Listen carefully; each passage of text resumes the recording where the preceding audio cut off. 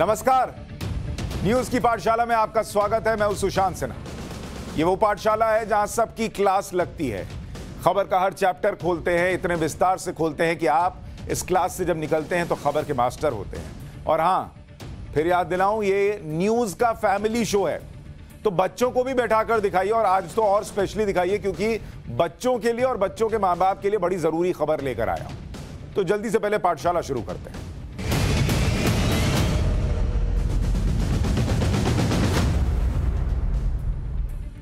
सबसे पहले पाठशाला में आज क्या है, अब क्यों कोरोना आपके बच्चे को नहीं छू पाएगा, यह बताने वाली क्लास लगेगी। इसके अलावा पीएम मोदी का बचकर रहने वाला मंत्र क्या देश को बचा पाएगा। सेलेक्टिव अप्रोच से देश को बदनाम करने वालों की क्लास लगेगी। नोबेल, ऑस्कर, ओलंपिक की क्लास में इंडिया वाले टॉपर कब बनेंगे, यह समझाने वाली क्लास भी लगेगी। और आखिर में हिस्ट्री की क्लास, जिसमें मुगल सीरीज में 13 साल के शहंशाह अकबर का शुरुआती चैप्टर आपके सामने लेकर आऊंगा। लेकिन पाठशाला में सबसे पहले हेल्थ की क्लास।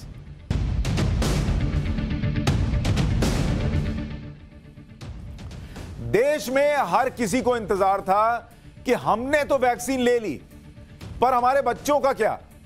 हम बाहर घूमने निकले, लेकिन इनको तो लेकर जा रहे हैं, ये सेफ है कि नहीं है। तो आप सभी के लिए बच्चों की कोविड वैक्सीन का जो इंतजार था वो अब खत्म होने वाला है। बड़ी गुड न्यूज लेकर आया हूं। बच्चों के लिए पहली ऐसी स्वदेशी कोविड वैक्सीन आने वाली है जिसे 2 साल से लेकर 18 साल तक के बच्चों को लगाया जाएगा। और इसके इमरजेंसी इस्तेमाल के लिए सरकार की सब्जेक्ट एक्सपर्ट कमेटी ने सिफारिश की है। सिफारिश जो आई है वो आई है सब्जेक्ट एक्सपर्ट कमेटी। अब ये सब्जेक्ट एक्सपर्ट कमेटी क्या है? दरअसल ये जो कमेटी है, ये जितनी भी दवाएं बनती हैं, उनको लेकर जितने शोध किए जाते हैं, उसकी रिपोर्ट इस सब्जेक्ट एक्सपर्ट कमेटी को सौंपी जाती है, जो ये तय करती है कि वो कितनी सेफ दवा है और उसकी एफिकेसी कितनी है, मतलब उसका असर कितना है। यानी अगर कोई वैक्सीन बन रही है तो वैक्सीन बनाने वाली कंपनी पहले ट्रायल करेगी और वो सारा डेटा ट्रायल का जो है वो इस सब्जेक्ट एक्सपर्ट कमेटी को सौंपेगी। और फिर ये कमेटी जब मान लेगी कि हां सेफ है, तब ये आगे सरकार को बढ़ाएगी, डीसीजीआई को, कि भाई अब आप इसको आगे बढ़ा सकते हैं। यानी अगर इसका अप्रूवल मिल गया तो अब सरकार के पास बहुत कम वजह बचती है कि वो इस वैक्सीन को ना कह दे। इसलिए कह रहा हूं कि खुशखबरी मतलब मान लीजिए आ गई। अब कब आएगी इसको बस आपको बताना है। अब ये वैक्सीन है किसकी? जिस बच्चों की वैक्सीन का जिक्र कर रहा हूं, ये बच्चों की जो वैक्सीन आई है, दरअसल ये वैक्सीन है भारत बायोटेक की।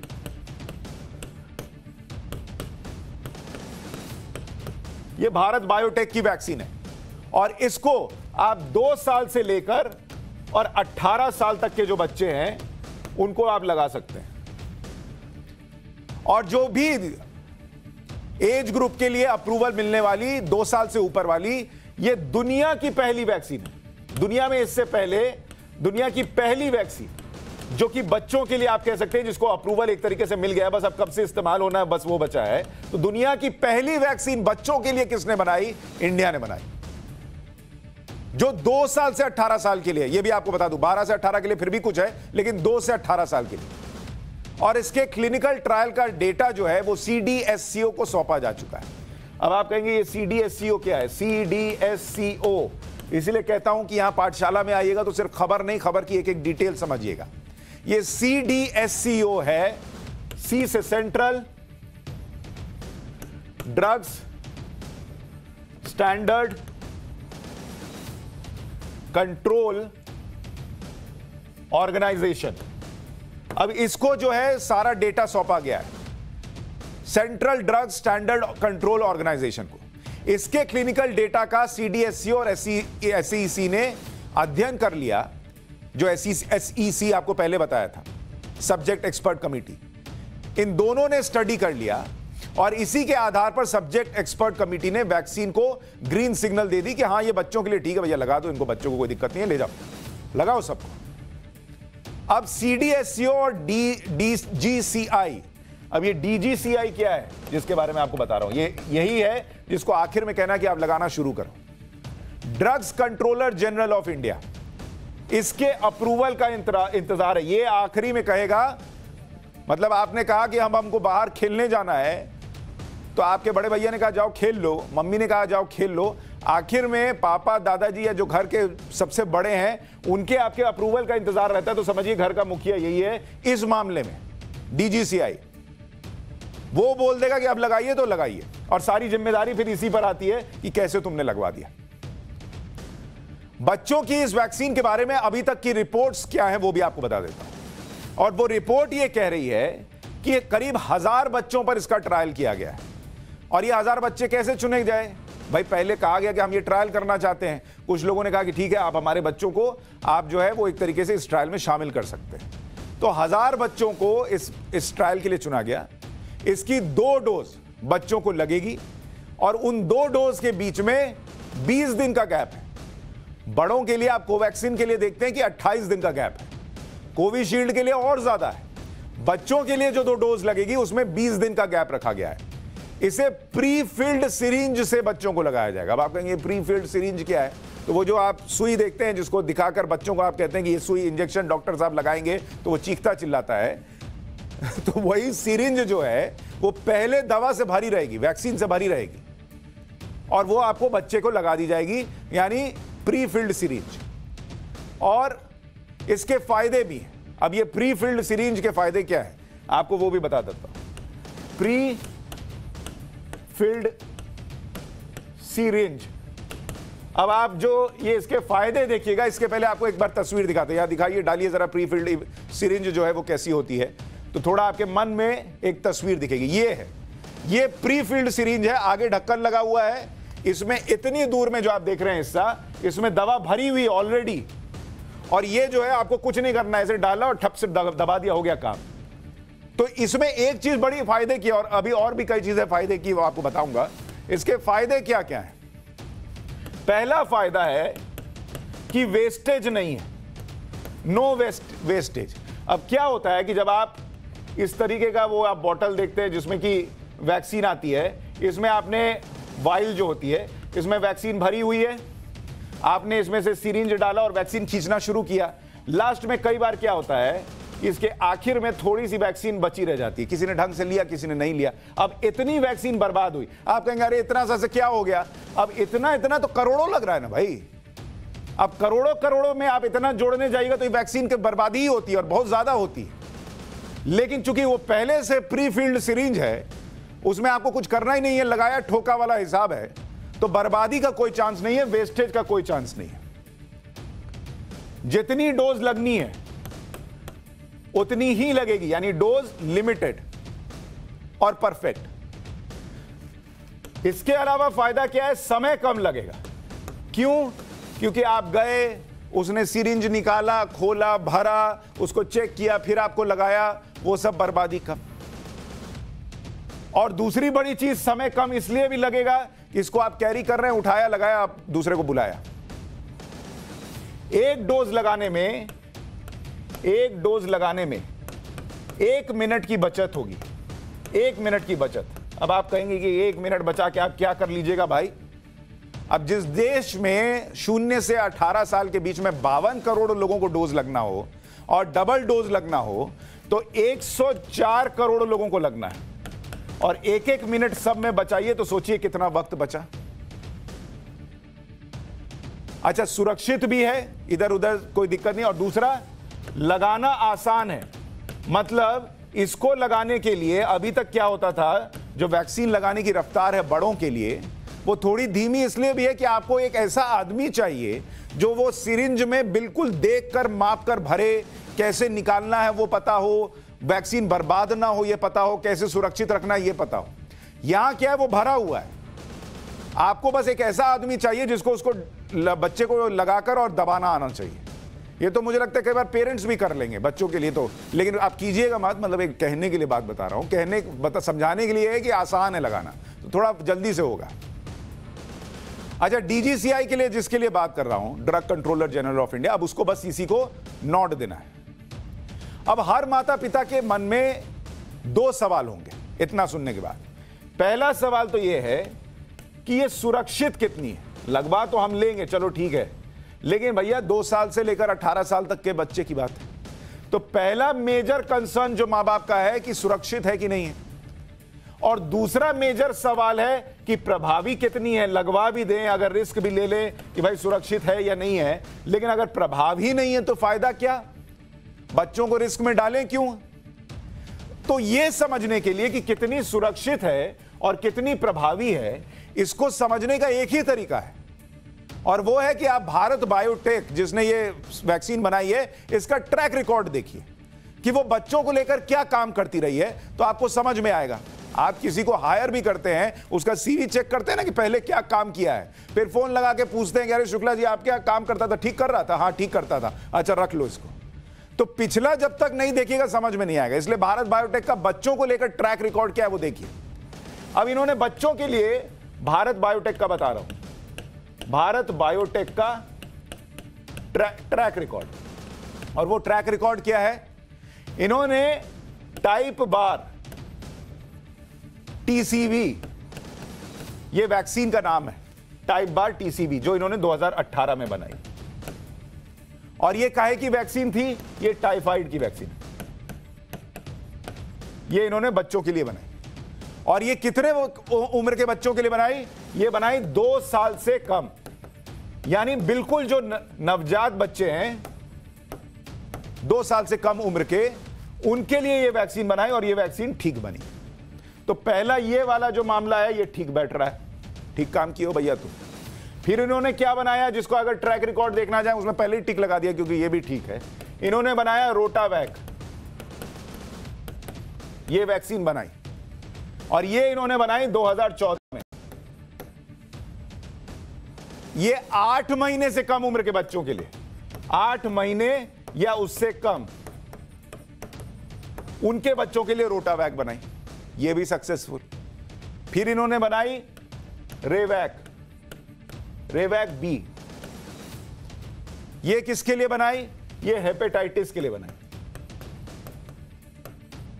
और ये भी कामयाब है, ये वैक्सीन भी।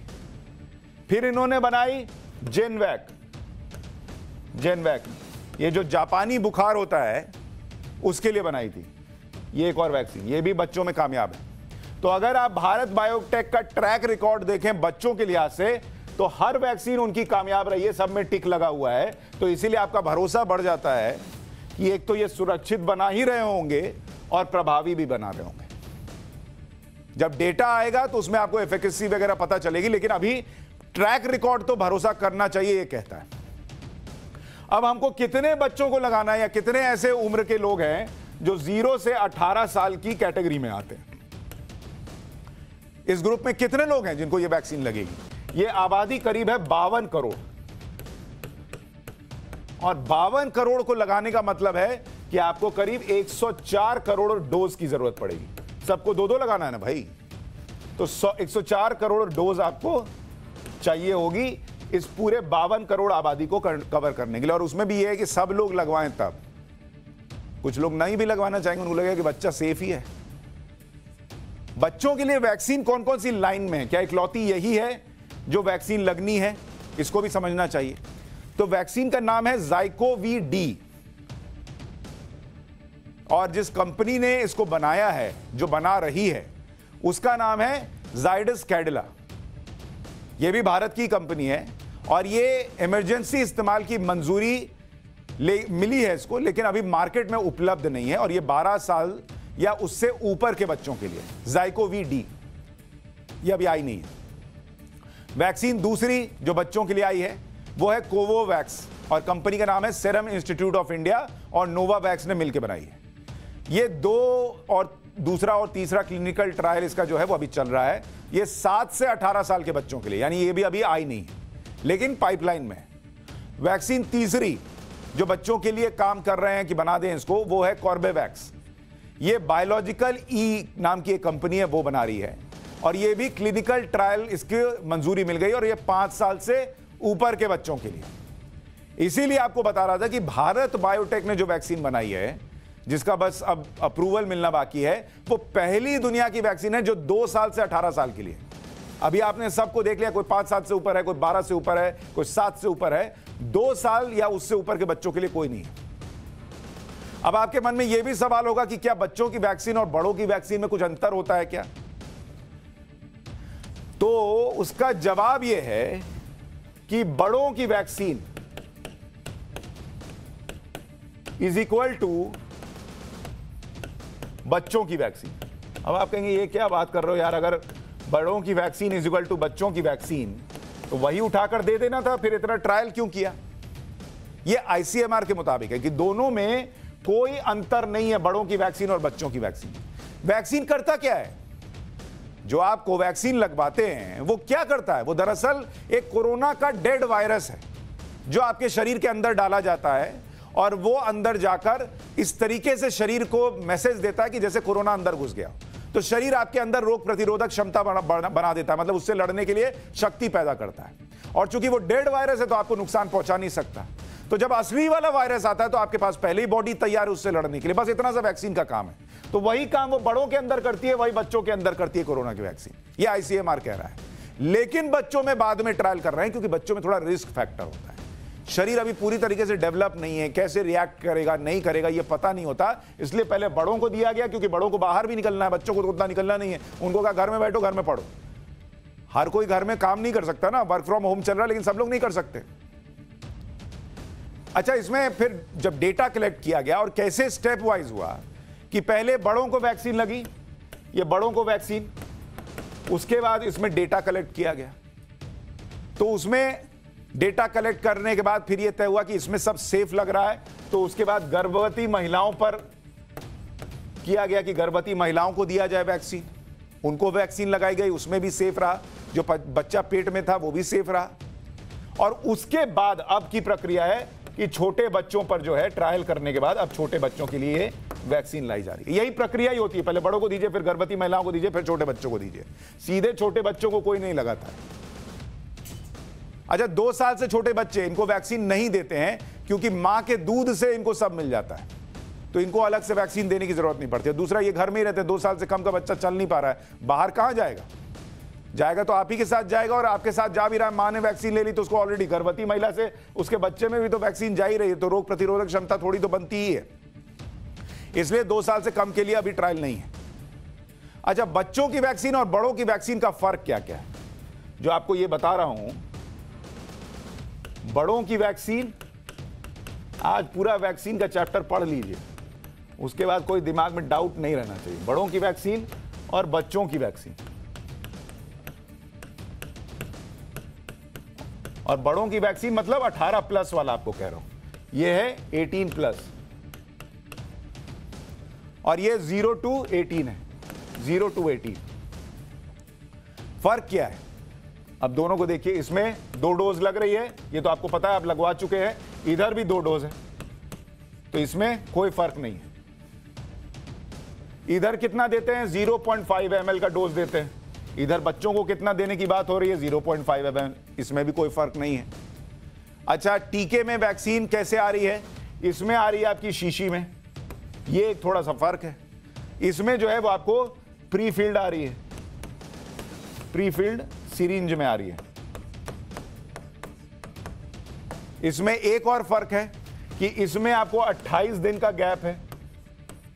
कोवैक्सीन के लिए आपको बता रहा हूं, क्योंकि ये जो कंपनी है कोवैक्सीन वाली है, और बच्चों के लिए जो है वो 20 दिन का गैप है।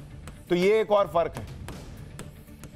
क्यों? क्योंकि बच्चों में रोग प्रतिरोधक क्षमता जल्दी बनती है, इसलिए बच्चों में 20 दिन के बाद ही आप सेकेंड डोज लगा सकते हैं। अभी दुनिया में कहां कहां बच्चों को वैक्सीन लग रही है? 2 साल के ऊपर तो अभी बनी नहीं, लेकिन जितनी की बनी है वो कहां कहां लग रही है बच्चों को वैक्सीन? पहली लग रही है अमेरिका में, जहां मैं अभी होके आया था, वहां लोग मास्क भी नहीं लगा रहे हैं, अलग है। यहां बच्चों को लग रही है फाइजर और मॉडर्ना, ये 2 वैक्सीन वहां बच्चों को लगा रहे हैं, पर 12 साल से ऊपर वालों को लगा रहे हैं। ये एज ग्रुप है, 12 से 17 साल वालों को फाइजर और मॉडर्ना वहां लगा रहे हैं। और 65% बच्चों को लग चुकी है वैक्सीन अमेरिका में। ये अमेरिका का हाल बता रहा हूं, सिंगल डोज 65% को। इसके अलावा कनाडा है, कनाडा में कितने बच्चों को लगी है? यहां भी फाइजर और मॉडर्ना लगा रहे हैं 12 से 17 साल के लिए। इसके अलावा लगा रहे हैं इंग्लैंड में। इंग्लैंड में फाइजर तो लग ही रहा है, बायो एंड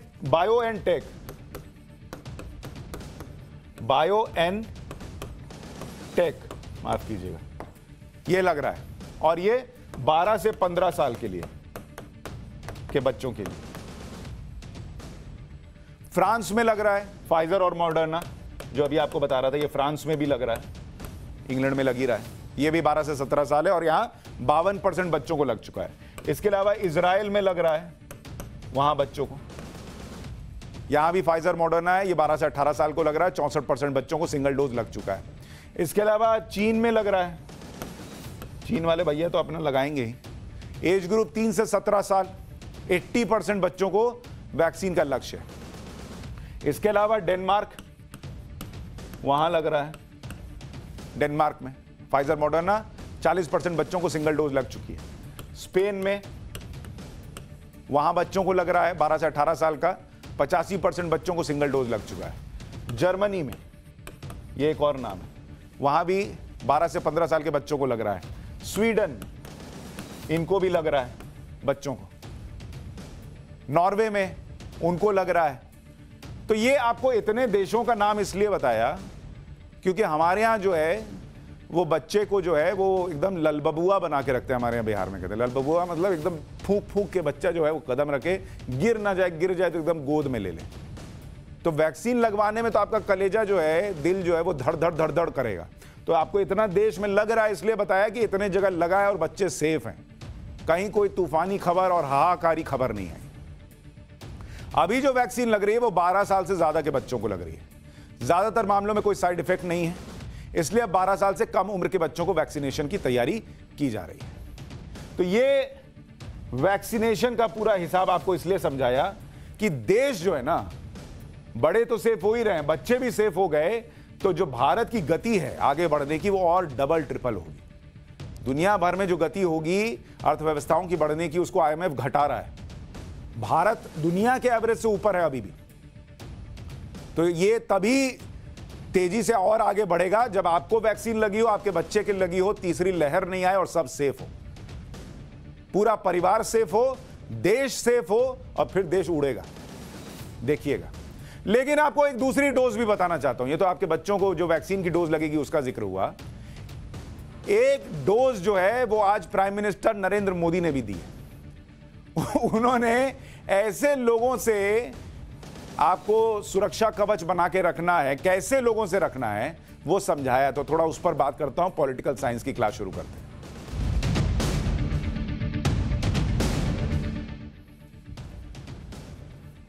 आपको याद होगा कि हमने कुछ दिन पहले आपको कंडीशंस अप्लाई वाली पॉलिटिक्स के बारे में बताया था, जिसमें हमने आपको बताया था कि राजनीति के चश्मे से घटनाओं को कैसे देखा जाता है और यह तय किया जाता है कि घटना कहां हुई है और इसके हिसाब से कहां बोलना है और कहां चुप रहना है, यह तय किया जाता है। आज प्रधानमंत्री नरेंद्र मोदी ने इसी कंडीशंस अप्लाई वाली पॉलिटिक्स का जिक्र किया। आज प्रधानमंत्री ने राजनीति के इसी चश्मे की बात की। पीएम ने इसी सेलेक्टिव अप्रोच का जिक्र किया। सेलेक्टिव अप्रोच से ही मानव अधिकारों का सबसे बड़ा हनन कैसे हो रहा है, आज ये पीएम ने बताया। और क्या कहा पहले सुनिए, फिर आगे की बात करता हूं। मानव अधिकारों से जुड़ा एक और पक्ष है जिसकी चर्चा मैं आज करना चाहता हूं। हाल के वर्षों में मानव अधिकार की व्याख्या कुछ लोग अपने अपने तरीके से अपने अपने हितों को देखकर करने लगे हैं। एक ही प्रकार की किसी घटना में कुछ लोगों को मानव अधिकार का हनन दिखता है और वैसी ही किसी दूसरी घटना में इन्हीं लोगों को मानव अधिकार का हनन नहीं दिखता। इस प्रकार की मानसिकता भी मानव अधिकार को बहुत ज्यादा नुकसान पहुंचाती है। मानव अधिकार का बहुत ज्यादा हनन तब होता है जब उसे राजनीतिक रंग से देखा जाता है, राजनीतिक चश्मे से देखा जाता है, राजनीतिक नफा नुकसान के तराजू से तोला जाता है। इस तरह का सिलेक्टिव व्यवहार लोकतंत्र के लिए भी उतना ही नुकसानदायक है। हम देखते हैं कि ऐसे ही सिलेक्टिव व्यवहार करते हुए कुछ लोग मानव अधिकारों के हनन के नाम पर देश की छवि को भी नुकसान पहुंचाने का प्रयास करते हैं। ऐसे लोगों से भी देश को सतर्क रहना है। प्रधानमंत्री कह रहे थे ऐसे लोगों से देश को सतर्क रहना है। ऐसे कैसे, कौन से लोग? आज आपको थोड़ा यह समझाता हूं, क्योंकि मानवाधिकार के नाम पर कुकुरमुत्ते की तरह जो संस्थाएं खड़ी हो गई हैं और उनका बड़ा सेलेक्टिव अप्रोच है नेताओं का, पत्रकारों का, समाज सेवियों का, वो बड़ा खतरनाक है। सबसे ज्यादा किसके लिए? मानवाधिकार के लिए। प्रधानमंत्री ह्यूमन राइट्स कमीशन के स्थापना दिवस पर बोल रहे थे और उन्होंने जो बातें कही हैं उस पर हमने कुछ दिन पहले आपको बताया कि कैसे जब लोग पीड़ित के लिए आवाज उठाने के लिए निकलते हैं, पीएम जिस सेलेक्टिव अप्रोच की बात कर रहे थे कि कैसे कुछ को चुना जाता है मदद के लिए और कुछ को छोड़ दिया जाता है, सेलेक्टिव अप्रोच। ये सेलेक्टिव अप्रोच क्या है, कौन करते हैं, सब आपको आज समझाता हूं। पीड़ित की मदद करने के लिए, आवाज उठाने के लिए शर्तें हैं कि राज्य कौन सा है। भाई ये तय करना होगा, कांग्रेस शासित राज्य है, बीजेपी शासित राज्य है, सरकार किसकी है, अपने दोस्त की है, अपने दुश्मन की है, वो देखना पड़ता है कि कहीं उसके साथ आगे मंच पर खड़े होकर हाथ मिलाकर फोटो तो नहीं खिंचवानी है। इसके अलावा जिसके साथ अत्याचार हुआ है, जिस पर, उसकी जाति क्या है, वो काम आ सकता है कि नहीं आ सकता है। इसमें वोट का कितना फायदा है, ये सारा कैलकुलेशन होता है कि वोट का फायदा कितना है, और चुनाव की टाइमिंग है या नहीं, मतलब टाइमिंग क्या है, अभी बोलने का कोई फायदा है या नहीं है। ये सारी चीजें, ये टिक बॉक्स होता है यहां पे, जैसे आप भरते नहीं है कि इसके आगे लगाइए, क्रॉस कीजिए, या इसके आगे जो है आप टिक लगाइए, टिक लगाया, क्रॉस किया, टिक लगाया, क्रॉस किया, और फिर क्रॉस कर दिया तो खत्म। ये सारा सिलेक्शन होता है, ये हमने आपको बताया था, यही आज पीएम मोदी कह रहे थे। पीड़ित पॉलिटिक्स, न्याय की लड़ाई जो है वो कंडीशन अप्लाई वाली है, जैसे ऐसे स्टार बना रहता है ना, कंडीशन अप्लाई, वैसी वाली पॉलिटिक्स है। और इसका उदाहरण आपको बताता हूं, सेलेक्टिव अप्रोच क्या है, इसको उदाहरण से समझिए। और इसका उदाहरण क्या है, पहली घटना आपको बताता हूं। राजस्थान में, यह राजस्थान की घटना है, दलित युवक की लिंचिंग कर दी गई, दलित युवक की लिंचिंग हुई। आपको इसके बारे में कुछ नहीं बताया जाएगा, इसकी तस्वीर चल रही है आपको बगल में। यह राजस्थान की घटना है, वो जो टिक मार्क वाला था उसमें सेट नहीं बैठता है, तो क्या करेंगे? चुप रहो। नेता भी चुप, पत्रकार भी चुप, समाज सेवी भी चुप, दलित चिंतक भी चुप, सब चुप, क्योंकि दलित कहां पर पीटा जा रहा है? राजस्थान में पीटा जा रहा है। उस दलित की आवाज का कोई मतलब नहीं। दूसरी घटना, यह भी राजस्थान की है, यहां किसानों पर लाठीचार्ज हुआ। मैंने दिखाया था, हमने दिखाया था नव भारत पर, उसके अलावा किसी ने नहीं दिखाया, उसका वीडियो अभी चला दिया, देखिएगा। किसानों पर लाठीचार्ज, विजुअल चल रहा है बगल में, उस तस्वीर को देखिए और सोचिए कि किसानों को दौड़ा दौड़ा कर पीटने वालों पर आवाज उठाने के लिए दौड़ दौड़ कर लोग वहां गए होंगे कि नहीं गए होंगे? कोई नहीं गया। कांग्रेस तो नहीं जाएगी, उनकी अपनी खुद की सरकार है, वो क्यों जाएंगे? लेकिन ना केजरीवाल गए, ना ममता बनर्जी गई, ना शरद पवार गए, ना सिद्धू साहब गए, ना कोई और गया। क्यों? क्योंकि वो राजस्थान का मामला था, सेलेक्टिव। और इस पर मुख्यमंत्री भी अपना ज्ञान दे रहे हैं, वो भी आपको आगे बताऊंगा। लेकिन यहां भी स्थिति क्या है? चुप। जो लोग लखीमपुर में किसानों की आवाज बनने की बात करते हैं, उनको राजस्थान में किसान नहीं दिखता। इसके अलावा तीसरी घटना, छत्तीसगढ़, इसकी तस्वीर चलाइए जरा, छत्तीसगढ़ की घटना। यहां भी कुछ दिन पहले सांप्रदायिक हिंसा हुई, तनाव बना हुआ है, कुछ गिरफ्तारियां हुई हैं, सब कुछ हुआ है, लेकिन सांप्रदायिक हिंसा हुई। और इसके मुख्यमंत्री कहां बैठे थे? उत्तर प्रदेश में जाकर वहां पर चर्चा कर रहे थे। लेकिन इस मामले में चुप्पी, कोई नहीं बोलेगा। क्यों? छत्तीसगढ़ की घटना है। कोई ममता बनर्जी को फर्क नहीं पड़ता कि छत्तीसगढ़ में क्या हो रहा है, किसी शिवसेना को, किसी एनसीपी को फर्क नहीं पड़ता कि छत्तीसगढ़ में क्या हो रहा है। क्यों? क्योंकि उनको सूट नहीं करता फोटो खिंचवानी है हाथ पकड़ के। चौथा, बंगाल। बंगाल की घटना में आपको बताने के लिए तो कुछ है ही नहीं। जो हिंसा हुई वो सबके सामने है, और उसकी चर्चा भी सबके सामने है, लेकिन इसमें भी क्या अप्रोच रहा? चुप। तो अगर आप बंगाल में हैं तो आपका कोई मानवाधिकार नहीं है, आपके लिए लड़ाई लड़ने कोई नहीं आएगा। इसके अलावा पांचवा, कश्मीर। कश्मीर में अगर आप टेररिस्ट हैं तो लोग ढूंढ ढूंढ के निकाल देंगे कि आपके पिताजी वहां मास्टर साहब थे क्या, आप कभी सड़क पर जा रहे थे, बच्चे थे, तो आपको किसी पुलिस वाले ने, किसी सेना वाले ने थप्पड़ मारा था क्या? मतलब अगर आप टेररिस्ट हैं तो आपका पिछला खंगाल देंगे कि कैसे आपके एक कोमल हृदय को एक टेररिस्ट में तब्दील कर दिया गया। लेकिन वहां हिंदू और सिखों की टारगेट किलिंग हो जाए तो महबूबा मुफ्ती आकर कहती हैं कि गोली जो इनको गोली लगी उस पर हंगामा है तो ठीक है, लेकिन जो दूसरे आतंकियों को गोली लगती है उस पर भी हंगामा होना चाहिए। और उस पर कोई कुछ नहीं बोलता, कोई इनसे कश्मीर में मिलने नहीं जाता डेलीगेशन लेकर, सब चुप, क्योंकि वहां मानवाधिकार नहीं है, क्योंकि मरने वाले जो हैं वो सूट नहीं करते उस टिक वाले मार्ग पर। यही मानवाधिकारों पर सेलेक्टिव अप्रोच है। कुछ लोग दुनिया में भारत का नाम खराब करने की कोशिश करते हैं, अपने यहां नहीं है, दुनिया में ऐसे लोग देश के खिलाफ दुष्प्रचार करने वालों का हथियार बनते हैं। और इसमें अप्रोच तरीका क्या होता है उसको समझिए कि कैसे भारत का नाम खराब किया जाता है, इसको समझिए। अखबार और मैगजीन, दुनिया की बड़ी बड़ी अखबार और मैगजीन को चुना जाता है जहां पर इस तरीके के आर्टिकल छपवाए जाते हैं। इसके अलावा सोशल मीडिया, वो सोशल मीडिया वाला टूल किट जो लीक हुआ था वो आपको याद ही होगा कि इसके जरिए कैसे प्रोपेगेंडा फैलता है। विदेश में एंटी इंडिया प्रोग्राम करो विदेश में, और वहां बताओ कि भारत में सब गलत चल रहा है, यह इनके प्रोपेगेंडा का हिस्सा होता है। पीएम विदेश में हो तो प्रदर्शन करो। अभी मैं गया था ना, मैंने आपको बताया था ना कि भारत माता को लेकर ऐसी गंदी बातें ये लोग प्रदर्शन के दौरान बोल रहे थे कि मैं आपको बोल के बता नहीं सकता। बस ये समझिए कि नारा था कि गली गली में शोर है भारत माता, और ये माइक पर चिल्ला रहे थे ये लोग। तो पीएम विदेश में हो तो प्रदर्शन करो, ये इनका प्रोपेगेंडा होता है। सरकार का विरोध करते करते देश का विरोध कब करने लग जाते हैं इनको पता नहीं चलता, और इसका कैटेगरी बनाते हैं। इसमें क्या क्या इनको भारत के खिलाफ करना है उसकी कैटेगरी क्या बनाते हैं वो समझिए, किन किन चीजों को लेकर हंगामा और प्रदर्शन होता है उसकी कैटेगरी देख लीजिए। पहला कि मुसलमानों पर अत्याचार हो रहा है भारत के अंदर। अभी आपने देखा होगा कि यह भी कह दिया गया कि शाहरुख खान का लड़का जो है वो जेल में इसलिए है क्योंकि शाहरुख खान मुसलमान है।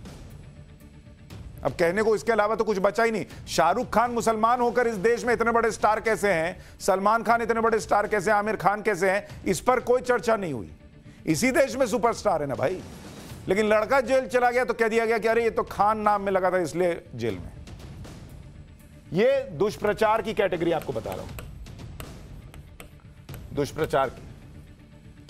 उसके बाद कश्मीर में अत्याचार ये लेकर आते हैं। ये तो इनका पुराना है कि कश्मीर में अत्याचार हो रहा है, मुसलमानों के ऊपर अत्याचार हो रहा है। चीन में उइगर मुसलमानों के साथ क्या हो रहा है ये इनको बोलते नहीं बनता। OIC, organisation of Islamic countries, उसमें कश्मीर कश्मीर ये लोग चिल्लाते हैं, लेकिन उइगर मुसलमान पे बोलते आवाज नहीं निकलती मुझसे क्योंकि वहां चीन है। उसके बाद तीसरा प्रोपेगेंडा क्या होता है, भारत हिंदू राष्ट्र है, हिंदू राष्ट्र बनने जा रहा है और हिंदूवादी सरकार है, यह प्रोपेगेंडा फैलाया जाता है। उसके बाद नया प्रोपेगेंडा क्या लेकर आए, किसानों पर अत्याचार होता है। राकेश टिकैत जो हैं वो UN में चिट्ठी लिखते हैं कि भारत में किसानों पर अत्याचार हो रहा है। अरे राकेश टिकैत जाओ ना राजस्थान, क्यों नहीं जाते हो, बोलो वहां जाकर। पंजाब में कॉन्ट्रैक्ट फार्मिंग करने पर किसान को जेल हो सकती है अगर वो शर्तें पूरी ना करे, लेकिन राकेश टिकैत से शो में पूछता रह गया कि बोलिए पंजाब में कांग्रेस के खिलाफ वोट मांगेंगे कि नहीं, नहीं बोल पाए। UN में चिट्ठी लिख रहे हैं। असहनशीलता, इंटॉलरेंस बहुत सुने हैं आप, आजकल इसको छोड़ दिए हैं ये लोग क्योंकि खुद ही असहनशील इतने दिख जाते हैं कि इनको दूसरों को बोलते नहीं बनता। लिंचिंग, इसको मुद्दा बनाते हैं। अभी लखीमपुर में 4 लोगों को भीड़ ने लिंच करके मार दिया। राकेश टिकैत कहते हैं भीड़ मार दी तो हम क्या कर सकते हैं, बोलने की आजादी नहीं, हम लेकर रहेंगे आजादी। अरे इतना गाली यहां के प्रधानमंत्री को देते हो, इससे ज्यादा आजादी और क्या चाहिए। और आपको याद होगा 10 सितंबर को अमेरिका में एक ऑनलाइन कॉन्फ्रेंस हुई थी। इस कॉन्फ्रेंस को नाम दिया गया था डिसमेंटलिंग ग्लोबल हिंदुत्व, जिसका मतलब था वैश्विक हिंदुत्व को उखाड़ना। इसके जरिए दुनिया में भारत की छवि खराब करने की कोशिश हुई और इसकी तस्वीर आपको दिखाया भी था, इस पे शो भी किया था मैंने। और यह तब हुआ था कि जब पीएम जो है वो अमेरिका दौरे पर जाने वाले थे। अच्छा, एक चीज बस करेक्ट कर दूं, राकेश टिकैत ने यूएन में चिट्ठी नहीं लिखी थी। कहा था कि भाई मैं लिखूंगा और यूएन को भी देखना चाहिए, चिट्ठी हालांकि भेजी नहीं थी। तो ये जो है मैं उसको सुधार कर दे रहा हूं। अच्छा, क्या ये मानव अधिकार नहीं है? आप सोचिए, आज पीएम ने बड़ी अहम बातें कही। क्या ये मानव अधिकार नहीं है? देश के अंदर शौचालय, अब आप कहेंगे ये शौचालय क्या मानव अधिकार में आता है? जी हां। कभी सोचिए कि आपके पास शौचालय नहीं हो और आपको दिन भर इंतजार करना पड़ता हो कि आप अंधेरा हो और तब बाहर जाकर शौच करें, तो ये कितना बड़ा अन्याय है आपके साथ। पहले 38% आबादी के पास था जिनके पास शौचालय था पहले। अब आप सोचिए कि देश के 70 साल में 38% आबादी को शौचालय मिल पाया था और अब जो है वो करीब 100% के पास है। अब क्या ये मानवाधिकार नहीं है कि आपको शौचालय मिलना चाहिए था? 10 करोड़ शौचालय जो है वो बनाए गए। रसोई गैस, अब आप सोचिए जब आपके घर में हर तरफ धुआं धुआं हो, आपने तो चिमनी लगा ली, जरा सी झांस हो जाए क्या कहते हैं, अरे जरा वो एग्जॉस्ट चलाओ। और कुछ लोग फूंक फूंक कर खाना बनाते थे, पूरा फेफड़ा जलाते थे, उनको रसोई गैस नहीं मिली हुई थी। पहले 13 करोड़ लोगों के पास थी गैस का कनेक्शन पहले, और अब कितने लोगों के पास है? डबल से ज्यादा, करीब 29.11 करोड़, यानी 29 करोड़ से ज्यादा लोगों के पास अब गैस है। क्या यह मानवाधिकार नहीं? और इसमें कोई हिंदू मुसलमान सिख ईसाई नहीं हो रहा है। गरीबों के बैंक अकाउंट, जनधन, आप कहेंगे ये कैसा मानवाधिकार है? ये उनसे पूछिए जिनको अब किसी को पैसा नहीं देना पड़ता कि जरा अपने अकाउंट में कुछ पैसा मंगा लो, मेरा पैसा है उसको रख लेना, लेकिन उसमें से काट के मुझे दे देना। 40 करोड़ से ज्यादा लोगों को यह मानवाधिकार दिया गया है। क्या यह मानवाधिकार इस देश में नहीं मिलना चाहिए? गरीबों के घर, 1.5 करोड़ घर जो हैं गरीबों के लिए, गरीबों को राशन, कोरोना काल में 80 करोड़ लोगों को, 80 करोड़ को राशन दिया गया। क्या यह मानवाधिकार नहीं है? और आप प्रोपेगेंडा दुनिया में जाकर फैलाते हैं कि हिंदू राष्ट्र बनाया जा रहा है, किसानों को रौंदा जा रहा है। एमएसपी पर रिकॉर्ड खरीद हो रही है, रिकॉर्ड खरीद, लेकिन एक हिस्से में किसानों को बरगलाया जाता है। अरे नए कानून तुम्हारी जमीन हड़प लेंगे। कहां लिखा है जमीन हड़प लेंगे? ये नहीं बताते, इस पे कोई चर्चा नहीं है। हड़प लेंगे बस, इसलिए प्रदर्शन 10 महीने से चल रहा है। और मानवाधिकार की बात करते हैं आप। इस देश में मानवाधिकार का मतलब एक धर्म विशेष के लिए बनाया गया था। अल्पसंख्यक के लिए जो बजट है, अल्पसंख्यकों का बजट, उसको भी देखिए आप। 2013-14 में यह बजट कितना था? यह था 3,511 करोड़। यह 2020-21 में बढ़कर कितना किया गया अल्पसंख्यकों के लिए? 5,029 करोड़। और आप प्रोपेगेंडा फैलाते हैं कि इस देश में बहुसंख्यकों की सरकार है और अल्पसंख्यकों को दबाया जा रहा है। यह दबाने का नतीजा होता है। अल्पसंख्यक स्कॉलरशिप, स्कॉलरशिप देखिए, 2014 से पहले कितने छात्रों को मिलता था? करीब 2,94,00,000 छात्र, इतने लोगों को मिलता था। और अब 2014 के बाद कितने लोगों को मिलता है? करीब 4,60,00,000।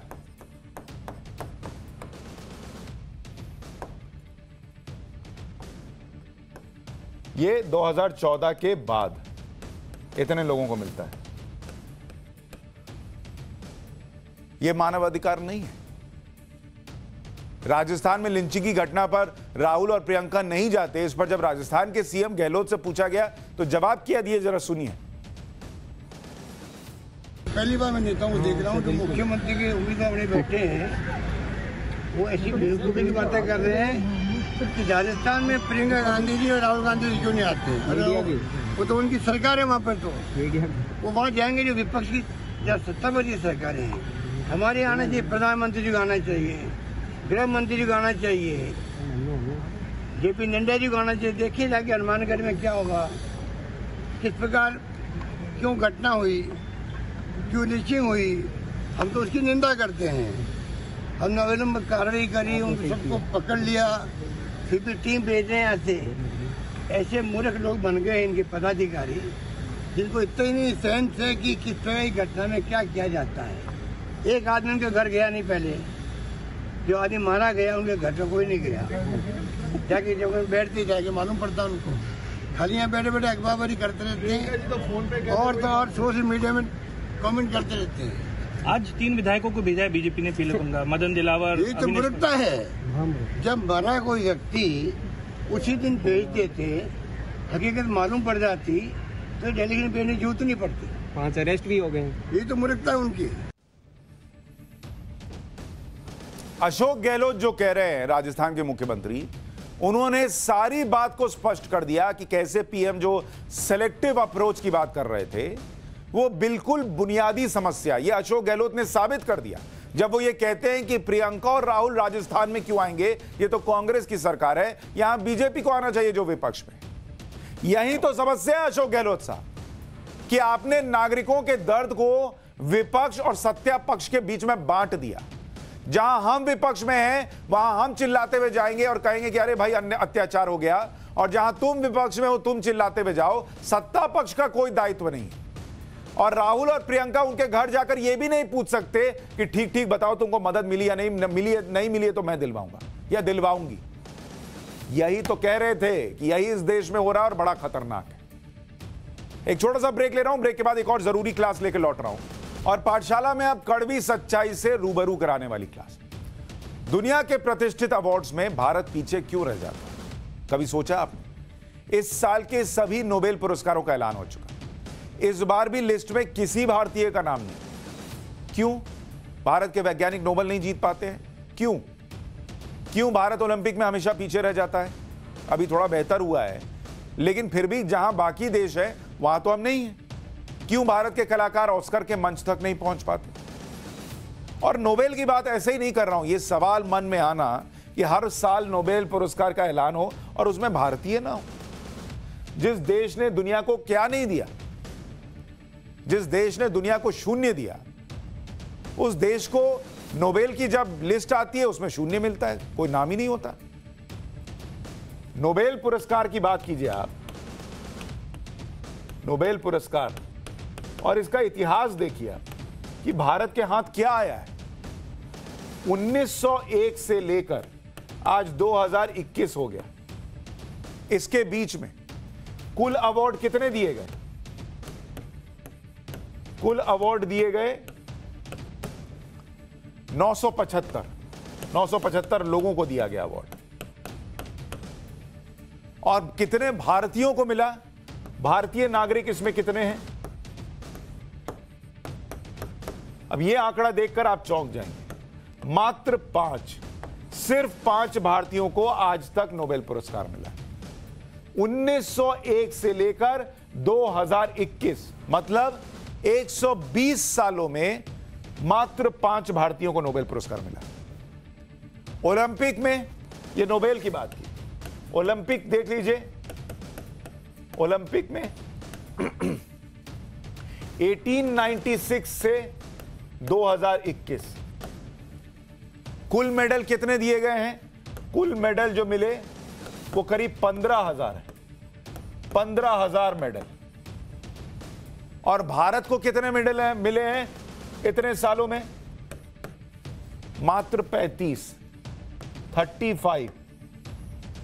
अब आप सोचिए, ये ओलंपिक में हाल है। ऑस्कर में 1929 से लेकर 2021 के बीच कुल अवार्ड दिए गए 3,140 और भारत में कितने आए? 8। तो आदमी पूछेगा नहीं कि ये क्या है भाई, हमारे यहां 140 करोड़ की आबादी में लोग इतने टैलेंटेड नहीं कि नोबेल पुरस्कार जीत सके। ये कैसे संभव है? 1901 में नोबेल पुरस्कार शुरू हुआ था, तब से रिसर्च की फील्ड में सिर्फ एक भारतीय को नोबेल मिला है, रिसर्च की फील्ड में, जिसने भारत में रहकर काम किया। और वो एक भारतीय जिनको नोबेल पुरस्कार मिला उनका नाम है सीवी रमन। इकलौते भारतीय जिनको रिसर्च की फील्ड में नोबेल पुरस्कार मिला। 1930 में फिजिक्स के लिए मिला था। जो रमन इफेक्ट आप पढ़ते हैं उसके लिए इनको नोबेल पुरस्कार दिया गया था। उसके बाद से रिसर्च की फील्ड में नहीं मिला। उसके बाद टैगोर का नाम है, रविंद्रनाथ टैगोर का, उनको मिला। उनको 1913 में साहित्य के लिए मिला, 1913 में, जो गीतांजलि के लिए, काव्य संग्रह के लिए। उसके बाद हरगोविंद खुराना, उनको नोबेल पुरस्कार मिला। उनको कब मिला? 1963 में। और इनको मिला केमिस्ट्री के लिए, केमिस्ट्री के लिए। लेकिन इस बात का ध्यान रखिए कि हरगोविंद खुराना जो है वो भारतीय आप पूरी तरीके से नहीं कहिए, इंडो अमेरिकन है, अमेरिका के सिटीजन है जब इनको अवार्ड मिला था। उसके बाद मदर टेरेसा का नाम है, मदर टेरेसा। ये 1979 में इनको नोबेल पुरस्कार मिला। इनको शांति का नोबेल पुरस्कार मिला भारतीय नागरिक के तौर पर। उसके बाद सुब्रमण्यम चंद्रशेखर 1983 में फिजिक्स के लिए इनको मिला। ये रमन, सीवी रमन के भतीजे थे, ये भी इंडो अमेरिकन थे। अमर्त्य सेन को मिला अर्थशास्त्र के लिए 1998 में। ये यूके और यूएस में पढ़ाते थे। वेंकटरमन रामकृष्णन को 2009 में केमिस्ट्री के लिए मिला। ये भारत में जन्मे हुए ब्रिटिश अमेरिकन। कैलाश सत्यार्थी को 2014 में शांति पुरस्कार मिला। और अभिजीत बनर्जी को 2019 में अर्थशास्त्र में। ये भी भारत में जन्म करके पढ़ाई में जन्मे और पढ़ाई किए, अमेरिकी नागरिक है। तो आप इसमें भी देखिएगा तो बहुत सारे लोग जो आपको दिखेंगे वो आपको दिखेंगे जो इंडो अमेरिकन या बाहर जो है वो किसी किसी देश में रह रहे हैं। ये हिसाब रहा है। और हम उसको क्लेम करने लगते हैं, अरे इंडो अमेरिकन है तो क्या हुआ, पैदा यहीं हुआ था ना भाई, तो इंडिया को मिल गया। 100 साल में सबसे ज्यादा नोबेल अवार्ड किसको मिला? अमेरिका को 383। आबादी कितनी है? 33 करोड़। ब्रिटेन को कितना मिला? 132। आबादी कितनी है? 6 करोड़। जर्मनी को 108 मिला और आबादी कितनी है? 8 करोड़। ये लोग यूपी से भी छोटे कम आबादी वाले देश हैं। फ्रांस को 68 नोबेल मिला, आबादी है 6.5 करोड़ से थोड़ी ज्यादा। स्वीडन को 32 मिला, 1 करोड़ की आबादी है। दिल्ली में उससे ज्यादा लोग रहते हैं। रूस को 31 नोबेल अवार्ड में पुरस्कार मिला, वहां 14.5 करोड़ की आबादी है। स्विट्जरलैंड को 28 मिला, आबादी 86 लाख है। जापान को 28 नोबेल पुरस्कार मिला, आबादी 12.5 करोड़ है। और भारत को 130-140 करोड़ की आबादी में कितना है? 5। ये सवाल आपके सामने छोड़कर जा रहा हूं कि ये क्यों होता है, ये आपको समझना होगा। और क्यों होता है ये भी मैं आपको बताऊंगा। अभी सोचिए रात भर, कल जब पाठशाला लेकर आऊंगा तो इसका अगला हिस्सा लेकर आऊंगा कि ये क्यों होता है कि 140 करोड़ की आबादी में 5 नोबेल पुरस्कार मिला है इतने सालों में। कल बताऊंगा। फिलहाल पाठशाला में समझिए आपका होमवर्क है, थोड़ा आप भी रिसर्च कीजिए। नमस्कार।